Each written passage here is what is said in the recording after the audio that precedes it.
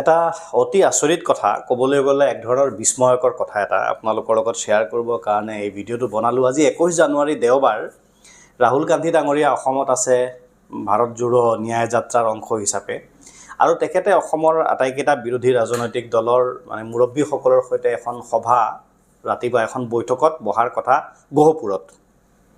আমাৰ দলৰ মাননীয় সভাপতি আৰু বিৰোধী ঐক্যমঞ্চৰ সাধাৰণ সম্পাদক লুৰিণজ্যোতি গগৈ ডাঙৰীয়াও সেই সভাখনলৈ যোৱাৰ কথা আছিল। মোৰ ৰাতিপুৱাও তেখেতৰ লগত কথা হৈছে, কালি ৰাতিও কথা হৈছে, কিন্তু সভাখন হ'ল নে নহ'ল, মই আৰু তেখেত হয়তো সভাত থাকিব পাৰে, লগত মানুহ থাকিব পাৰে, ব্যস্ত থাকিব পাৰে, সেই বুলি মই তেখেতলৈ ফোন কৰা নাই। ভাবিলোঁ সভাখন হ'ল নে নহ'ল, হ'লে কোন কোন থাকিল, সভাখনত উপস্থিত থাকিল, কোন কোন নাথাকিল, অলপ খবৰ লৈ লওঁ। মিডিয়াতনো কি নিউজ দিছে চাবলৈ যত্ন কৰিলোঁ। টিভি চেনেলসমূহ মেলি চাবলৈ আৰম্ভ কৰিলোঁ, তেওঁলোকৰ ফেচবুক পেজসমূহ চাবলৈ আৰম্ভ কৰিলোঁ, টিভি খুলি পেলাই চাবলৈ আৰম্ভ কৰিলোঁ। আচৰিত কথা, কোনো এটা টিভি চেনেলতে, কোনো এটা সংবাদ প্ৰতিষ্ঠানতে এই বাতৰিটো মোৰ চকুত নপৰিল। মানে ভাৰতবৰ্ষৰ প্ৰধান বিৰোধী দলৰ আটাইতকৈ গুৰুত্বপূৰ্ণ নেতাজন,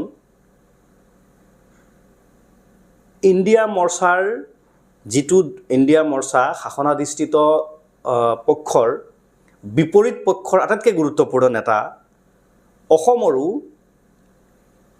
আটাইকেইটা বিৰোধী দলৰ মানে বিজেপি মিত্ৰজোঁটৰ বিপৰীতে যিটো মিত্ৰজোঁট, সেই মিত্ৰজোঁটৰ আটাইকেইটা ৰাজনৈতিক দলৰ আটাইকেইজন গুৰুত্বপূৰ্ণ নেতা এখন সভাত, এখন বৈঠকত মিলিত হৈছে। আৰু ভাৰত জোড়ো ন্যায় যাত্ৰাৰ দৰে এটা বিশাল যাত্ৰা এটা অসমৰ মাজেৰে হৈ গৈছে। আৰু এই যাত্ৰাটো যে গুৰুত্বহীন যাত্ৰা এনেকুৱা কথা নহয়, লাখ লাখ হাজাৰ হাজাৰ মানুহ হৈছে। তাৰ পিছতো সংবাদ মাধ্যমত, মিডিয়াত এই বাতৰিটো মই আজি নেদেখিলোঁ। আচৰিত কথা। আৰু সেইকাৰণে ভাবিলোঁ বিষয়টোৰ সম্পৰ্কত অলপ জনমত গঠনৰ প্ৰয়োজনীয়তা আছে। কাৰণ জনমত আমি যদি গঠন কৰোঁ, আমি যদি কথাবিলাক কওঁ, মিডিয়াৰ দৃষ্টিগোচৰ হয়, আৰু তেওঁলোকে যিবোৰ কথা ইগন'ৰ কৰিছে জ্ঞাতে বা অজ্ঞাতে, সেই কথাবোৰ তেওঁলোকৰ ইগন'ৰেঞ্চৰ পৰা তেতিয়া গুচি যাব, তেওঁলোকে বিষয়টোত গুৰুত্ব দিব। সেইকাৰণে বাতৰিটো বনালোঁ। আচৰিত কথা, ইমান ডাঙৰ এখন মিটিং ৰাতিপুৱা 8 বজাত গহপুৰত অনুষ্ঠিত হোৱাৰ কথা আছিলে। হ'ল সভাখন, মই পিছত খবৰ ল'লোঁ, কিন্তু মিডিয়াত বাতৰিটো নাই। তেতিয়া মই আৰু অলপ মানে ৰিচাৰ্চ কৰিবলৈ চেষ্টা কৰিলোঁ যে অন্য বাতৰিবোৰ, ভাৰত জোড়ো যাত্ৰাৰ, ন্যায় যাত্ৰাৰ অন্য বাতৰিবোৰ দিছেনে নাই। দেখিলোঁ দিছে, কিন্তু যি হাৰে গুৰুত্ব পাব লাগিছিল সেই হাৰে গুৰুত্ব সেই বাতৰিবোৰে পোৱা নাই। বৰ আচৰিত পালোঁ।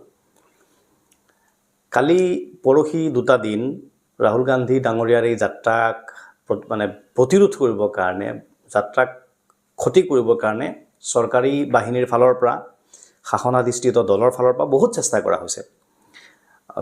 যোৰহাটত বা যোৰহাটৰ আগলৈকে সেইখিনি অঞ্চলত বা মাজুলীলৈকে কেনেকুৱা ধৰণৰ বাধাৰ সৃষ্টি কৰিছে আপোনালোকে দেখিছে।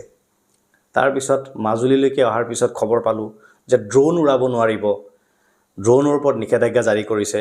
কালি লখিমপুৰত খবৰ পালোঁ যে যিবোৰ মানুহ আহিছে সভালৈ, সেই মানুহবোৰৰ গাড়ীত আক্ৰমণ কৰিছে, গাড়ী ভাঙিছে। সংখ্যালঘু সংগঠন এটাৰ দ্বাৰা, আৰু লখিমপুৰৰ স্থানীয় বিধায়কগৰাকী আৰু লখিমপুৰৰ স্থানীয় সাংসদগৰাকী ইয়াৰ বেকত জড়িত, এগৰাকী সাংবাদিকৰ জৰিয়তে বুলি গম পালোঁ। সাংবাদিকজনক মেনেজ কৰি পেলাই এটা ধনৰ বিনিময়ত, যিটো এজন বিশিষ্ট ব্যক্তিয়ে কালি ৰাতি মোক ক'লে, লখিমপুৰত সংখ্যালঘু সংগঠন এটাৰ দ্বাৰা কালি এটা প্ৰতিবাদী কাৰ্যসূচী ৰূপায়ণ কৰোৱা হৈছে। ইমানৰ পিছত, বিভিন্ন জেগাত যাত্ৰাৰ অনুমতি দিয়া হোৱা নাই, ইমানৰ পিছত, ইমান প্ৰতিৰোধ প্ৰতিবন্ধকতা সৃষ্টি কৰাৰ পিছত যাত্ৰালৈ মানুহ আহিছে, সঁহাৰি দিছে। কিন্তু সংবাদ মাধ্যমত, অসমৰ সংবাদ মাধ্যমত বাতৰিটো যি হাৰে গুৰুত্ব পাব লাগিছিল সেই হাৰে গুৰুত্ব পোৱা নাই। বাতৰি কাকতত লিড বাতৰি হোৱা নাই। হ'ব লাগিছিল নিয়মমতে প্ৰাইম টাইম বাতৰিৰ মূল লিড বাতৰি হ'ব লাগিছিল, প্ৰধান বাতৰি হ'ব লাগিছিল, হোৱা নাই।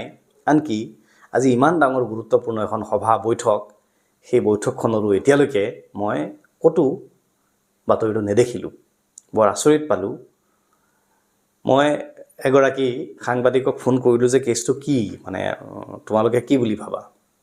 ক'লে আমিতো আৰু সাংবাদিক চাকৰি কৰোঁ, আপোনালোকে জানেই, কিন্তু বাকী কথাবিলাকতো গমেই পায়। আৰু মানে অসমৰ মিডিয়াৰ ওপৰত ইমান প্ৰেছাৰ, চৰকাৰী বাহিনীৰ ফালৰ পৰা যে ৰাহুল গান্ধীৰ যাত্ৰা কোনো অৱস্থাত দেখুৱাব নালাগে ৰাহুল গান্ধী ডাঙৰীয়াৰ এই যাত্ৰাটোৰ বিষয়ে ৰাইজক দেখুৱালে ৰাইজে যাত্ৰাৰ প্ৰতি সঁহাৰি দিছে বিজেপিৰ মানুহে সভা ভংগ কৰি আহি ৰাহুল গান্ধীক গামোচা পিন্ধাইছে যোৰহাটত এই বাতৰিবোৰ যেতিয়া ৰাইজে জানিব তেতিয়া ৰাহুল গান্ধীৰ প্ৰতি মানুহৰ আস্থা বাঢ়িব বিৰোধী প্ৰতি মানুহৰ আস্থা বাঢ়িব নাই বিৰোধীও যে শক্তিশালী আছে এই কথাটো মানুহে জানিব সেই কাৰণে ইমান প্ৰতিবন্ধকতা কি দুৰ্ভাগ্য আপোনালোকে যদি কৰবাত বাতৰিটো দেখিছে যে মোৰ চকুত নপৰিল আপোনালোকৰ চকুত পৰিল আপোনালোকে মোক কাইন্ডলি শুধৰাই দিব তলত কমেন্ট কৰি কিন্তু এতিয়ালৈকে মই বাতৰিটো চকুত নপৰিল মই মাননীয় সাংবাদিকসকলক কৈছো যে কথাবোৰ মানুহে লক্ষ্য কৰে গতিকে সকলোৱে কথাবোৰ ধ্যান দি সকলো মন দি ৰখা উচিত এইখিনিয়ে কলো বাকি বিচাৰৰ ক্ষমতা ৰাইজৰ ধন্যবাদ